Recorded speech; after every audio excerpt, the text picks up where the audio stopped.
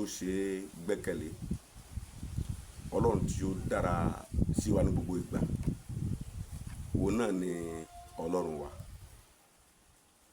àtòbàjáyé, ọba tí kì í wojú ènìyàn kó tó ṣe lóore, ọba tó ta ò lè sọ fún pé má dọ́dọ̀ rẹ̀, má dára sí, tó ń ṣe fún wa gẹ́gẹ́ bí a ti ń sìn, tó sì ń san fún olùkú gẹ́gẹ́ bí iṣẹ́ rẹ̀, òun Ọlọ́run wa. Mo gbàdúrà wípé ní gbogbo àwọn ìlàkọjá wa, a ó rí wa láàyè rẹ̀, a ó rí agbára rẹ̀, yóò fi ìwà láàyè rẹ̀ polongo ara rẹ̀ nínú gbogbo ìlàkọjá wa àti ìrírí wa lórúkọ Jésù. Lónìí a fẹ́ gbéyẹ̀wò nígbà tá à ń tẹ̀síwájú nínú òwe orí 22 lórúkọ Olúwa lè sọ agbára. Apá mi ta tó fẹ́ ṣe ń bẹ̀ lónìí pé gbígbẹ́kẹ̀lé agbára Olúwa lórí àwọn ìlàkọjá àti ìrírí wa. Gbígbẹ́kẹ̀lé agbára Olúwa nínú àwọn ìrírí wa àti ìlàkọjá wa. A lè mọ ara wa tàbí ká mọ ẹlòmíì gan títí tí ìlàkọjá ò fi fẹjú mọ́ wọn, títí tí wọn ò fi ní ìrírí kan tàbí kejì nínú tá ń pè ní wàhálà. Torí gbogbo ènìyàn lèèyàn dáadáa nígbà bá di lóru lólúkúlùkù ọmọ fi ṣọwọ́ rẹ̀. Now gbogbo ènìyàn ló gbẹ́kẹ̀lé Ọlọ́run, gbogbo ènìyàn ní sìn Ọlọ́run, bẹ́ẹ̀ nígbà tí àwọn ìṣòro kéékèèké àbí ìpèníjà kéékèèké bá wọlé àti ní tólúkúlùkù ń ṣe lákòókò náà tí olúkúlùkù ń yà á sí ní tá à ń pè tá a sì gbẹ́kẹ̀lé, ní tá à ń wá kún ìrìn àjò wa ńlá fi mọ̀ nítòótọ́ bóyá lọ́lọ́run yẹn àbá ní títí tí ó fi dìgbà yẹn ìjẹ́wọ́ ènìyàn kò tí ì ṣe é gbára lé. A mọ̀ pé Sátánì lórí gbogbo ìṣòro, ó ní olórí gbogbo tá a mọ̀ sí ibi, ìyọnu àti wàhálà. Ṣùgbọ́n ṣe mọ̀ wípé Sátánì náà kọ́ ni máa ń ka gbogbo wàhálà àti gbogbo ìṣòro tá à ń là kọjá. Àwọn ìṣòro mi ń bẹ tí à ń là kọjá lónìí tó jẹ́ pé àṣìṣe wa ló fà á, nítorí pé a gbọ́ ọ̀nà sí Ọlọ́run lẹ́nu, a sọ̀tẹ̀ sórúkọ rẹ̀, a gbàgbọ́, a sìn, gbogbo ìtọ́ni tó fún wa na neglect. Ìgbà míì wà tó jẹ́ pé àṣìṣe àwọn ẹlòmíì, àwọn òbí, àwọn tó ń jọ bí wa nínú fámìlì wa àtàwọn tó fira wọn lẹ̀ láti jẹ́ kí èṣù lò wọ́n. Àti ìkẹta tó dọ̀dọ̀ Sátánì gangan wa. So bàbá wo gbogbo owó ìṣòro ènìyàn yìí ńlá fi lè máa bó la sì lè tako rẹ̀, bó la sì lè pe Ọlọ́run nídìí rẹ̀. Torí tó bá jẹ́ ẹ̀rọ tiwa, Ọlọ́run kọ́ ló pè lórí rẹ̀ o. A mú kúrò ní nígbà tí ọmọ bá ṣe bàbá tó bá kúrò nílé, kí ló yẹ kọ́ ọmọ ó ṣe nígbà tó bá tí wọ́n bá yan ẹlẹ́bẹ̀ kọ́ lọ yan ẹlẹ́bẹ̀ ni ẹ bá bẹ bàbá mi pẹ́sọ́nà láàrin wa ti bàbá mi. Nítorí bá wá dénú lé padà, nítorí bá yẹ kó o ṣe ọ bẹ̀rẹ̀ sí í ṣe, báyẹn ní bàbá tó rọ́ọ̀ṣì ìlú ààrẹ nǹkan kan lọ́sàsì tó yẹ fi jà tó fi sákò nílé. Nígbà wá sì padà sínú ilé ọ gbọ́dọ̀ má ṣe àbíkọ́ gbọ́dọ̀ mójútó àwọn nǹkan wọn ni tó lé ọ kúrò nínú ilé. So a gbọ́dọ̀ mọ̀ yàtọ̀ láàrin ogun àti ìpèníjà.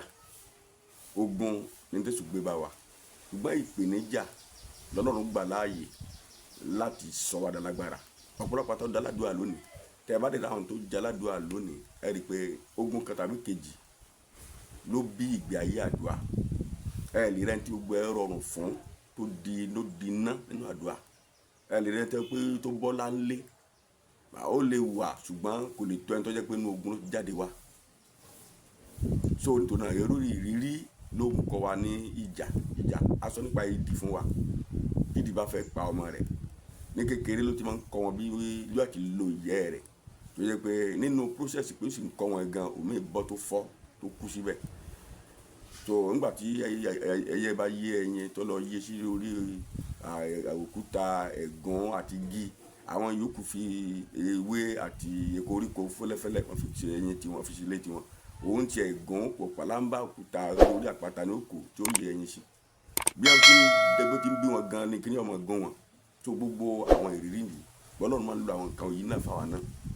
A gbọ́dọ̀ mọ̀ yàtọ̀ láàrin kí ló gun tẹ̀sù mú wa àfi ogun tó jẹ́ pé àṣìṣe tiwa ni àti tọ́lọ́run wúlò láti pè àníjà.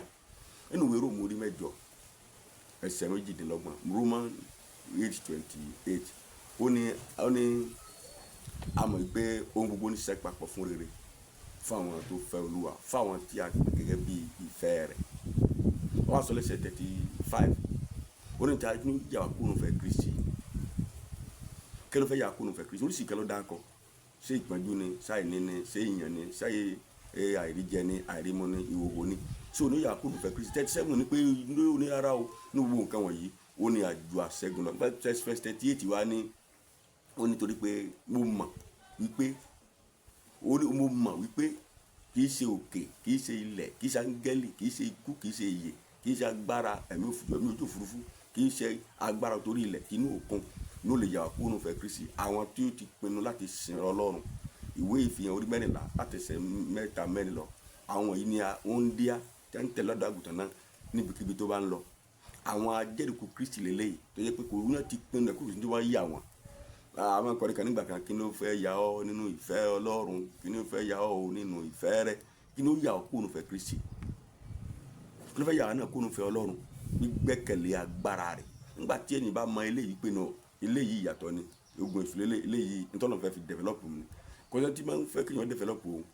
Adájọ́ àtọ́ pé kẹ́ ẹ pè yàn níjà, kẹ́ ẹ sọ àṣìṣe rẹ̀ fún ìwọ̀nba èèyàn díẹ̀ lára rẹ̀ lè kọ́, lára rẹ̀ lè gbà. Àwọn tára wọn máa ń kọ́ máa ń pọ̀. Gbọ́n gbogbo nǹkan wọ̀nyí bí a sọ fún anú Jeremiah chapter 29 verse 11, Jérémie 29 verset 11. Ó lè mí mẹ́rù tí mo ní sí ọ. Èrò wo ló ní sí wa? Sáà mẹ́rù tó ní sí wa.